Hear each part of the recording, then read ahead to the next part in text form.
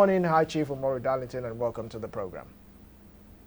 Good morning, and my pleasure being here once again. Thank you. Thank you for joining us today.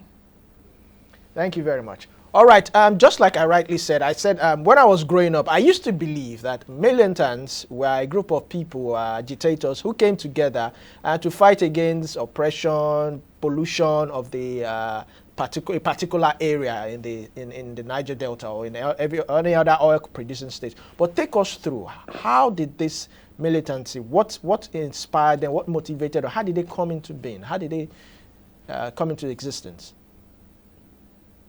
Your thinking growing up is not misplaced.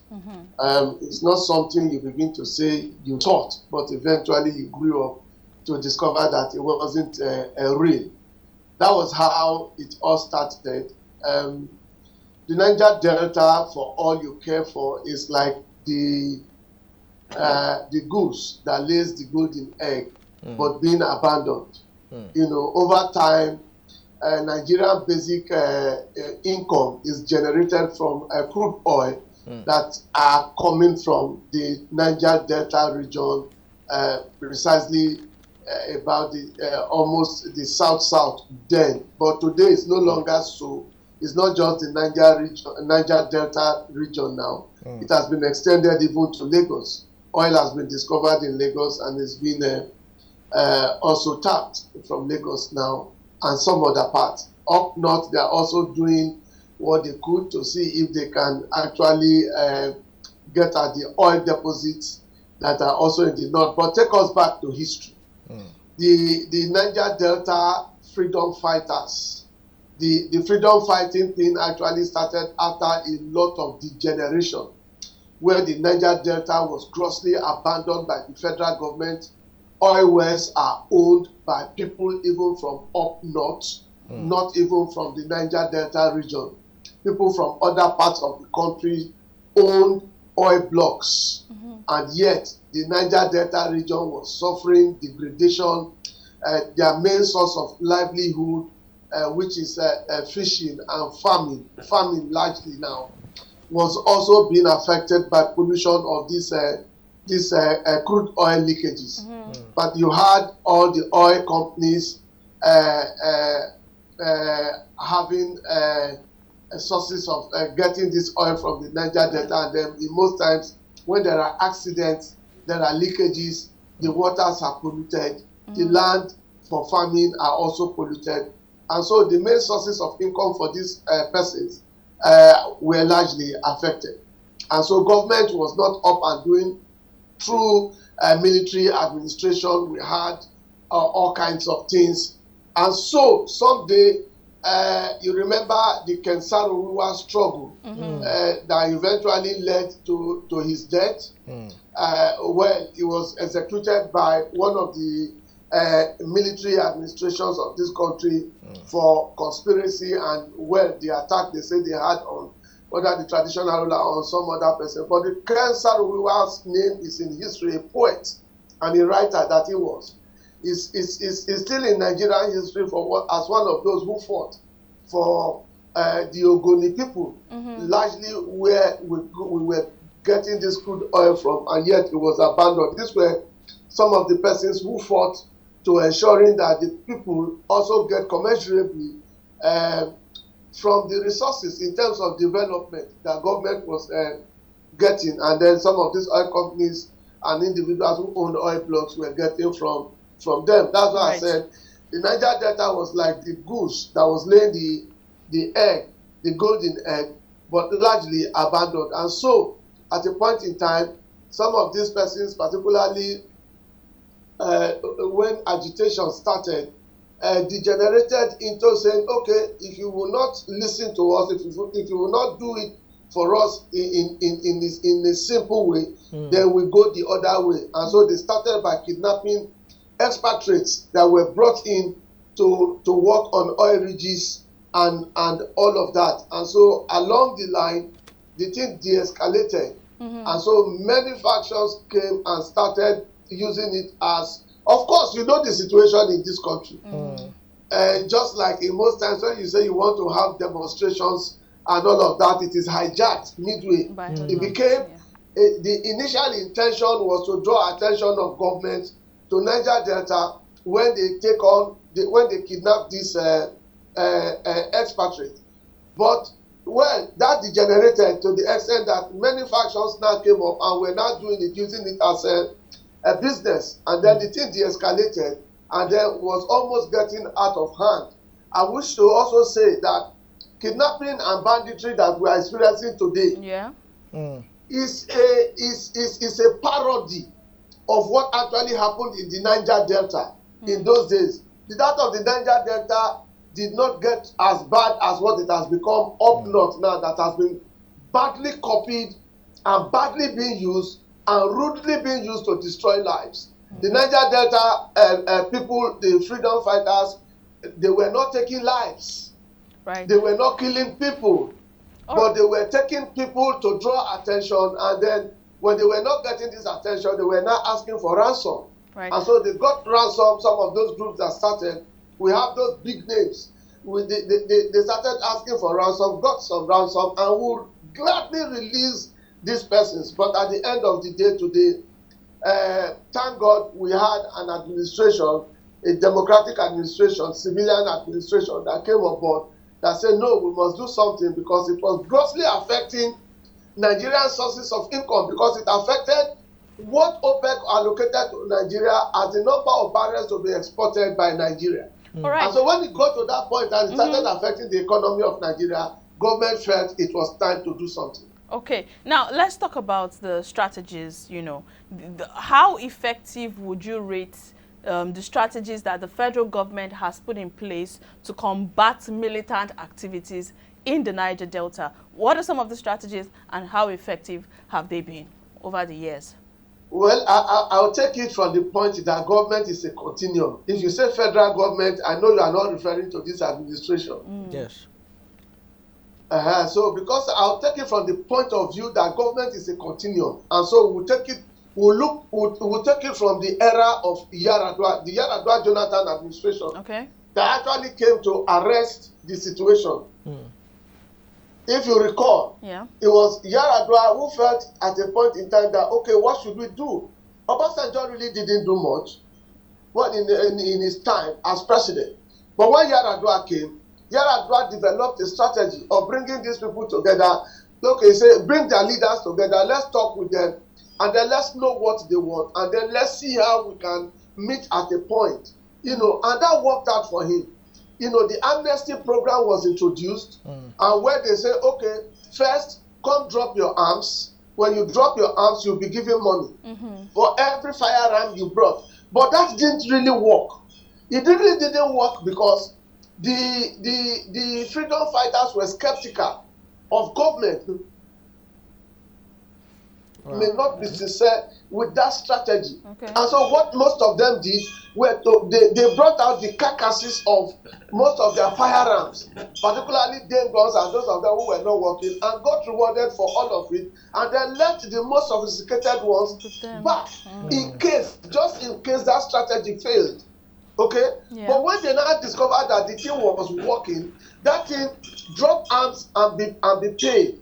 It became, it worked to the extent that they now had trust and belief in the system.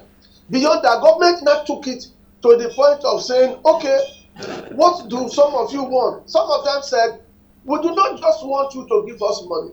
We do not want us to drop these arms and collect money from you and go away. Give our children education and training. Give training and education to our children. And so the Yaradua government also listened, and then they said, okay, let's have those of your children. They also demanded for employment, that their children and they need to be working in some of these oil companies that were domiciled in the Niger Delta. These were some of the demands, and so government keyed into that and developed that into strategies. Now they granted education to most of their children, took them abroad, South Africa, Europe, and America, and then they granted them scholarship. Some were trained in South Africa as pilots, and they graduated. Many of them were trained in medical sciences, and then they got graduated. The program continued up until a point where even when Jonathan became president, of course, Jonathan was a part of the Yaradua administration.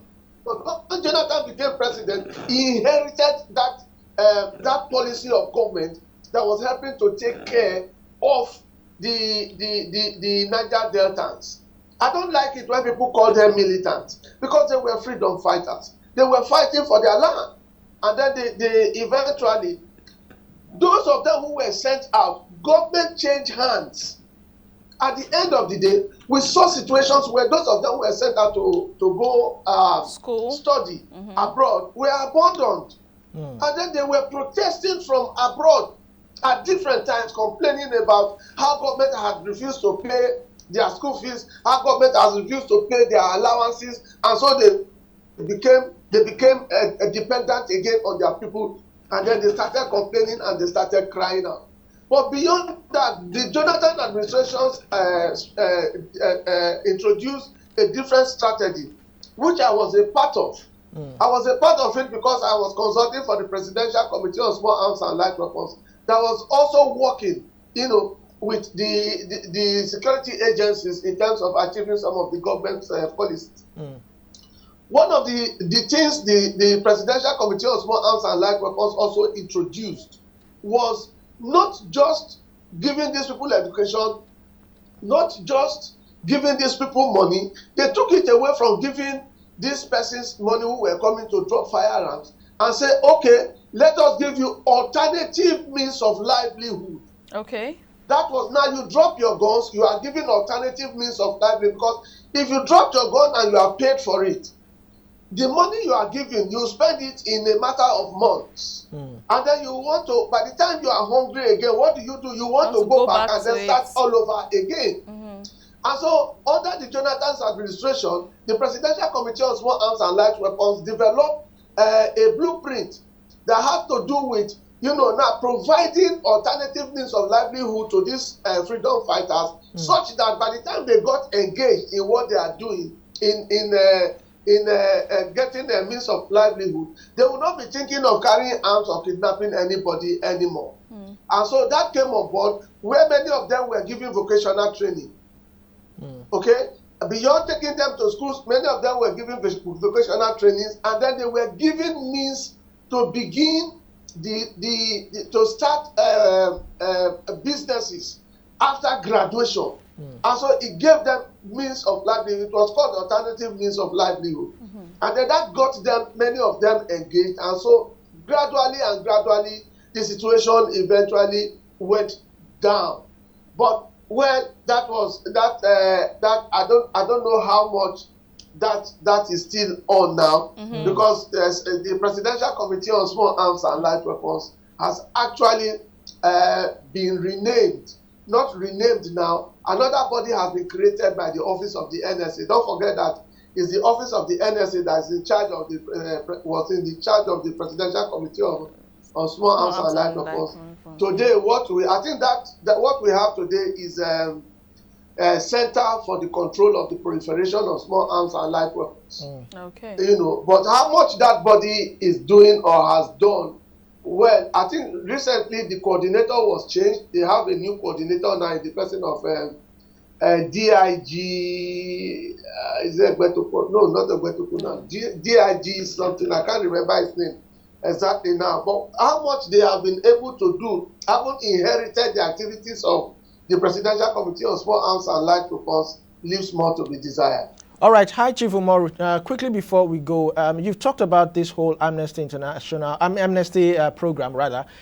You said it was actually working. So bring us up to speed. This present-day government, what do you think they can do? Do you feel that they should borrow that same amnesty program from the Yar'Adua administration, or do you think there's a more advanced way to tackle militancy in today's society? Well, that's why I said government, because government is a continuum. All what has been done can always be credited to the federal government of Nigeria and not one administration. There has not been much problems in the Niger Delta to the extent that it could have affected the oil expectation from that region. Now, the Ogoni cleanup is still there, government in, government out, we hear different kinds of stories. We heard that contracts have been awarded for the cleanup, you know, from the mess that the Ogoni people are suffering from.